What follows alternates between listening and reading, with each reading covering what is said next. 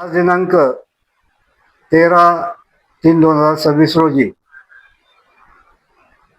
सोलापूर नाशिक या बसला टोल नाक्याच्या पुढे आग लागली असा एक फोन मुख्यालयामध्ये सोनू जाधव म्हणून या व्यक्तीने केला. आग लागलेली आहे त्याप्रमाणे मुख्यालयाने सदरचा कॉल जवळचं स्टेशन नाशिक रोड असल्याने त्यांना तो कळविण्यात आला.